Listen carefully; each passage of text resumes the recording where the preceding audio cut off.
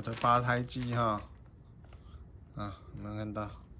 这个中心点？然后这一个这一只可以伸缩，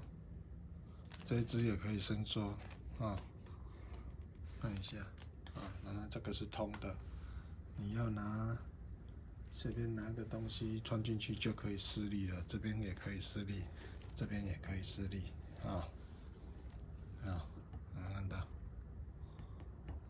这个要有一个高度，因为轮胎厚度要起来，有一个高度比较好施工稳了，稳如泰山这个是旧版的